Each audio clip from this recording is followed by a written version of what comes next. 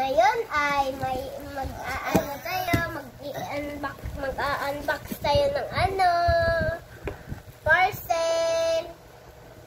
Itong parcel po guys, galing ito binili ng ate ko.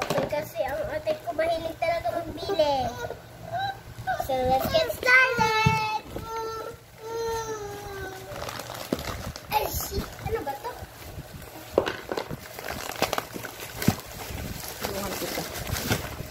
Kunin mo yung laman. Gatas.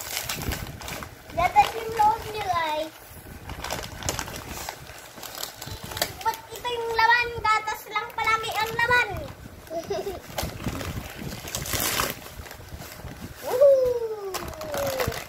Tada!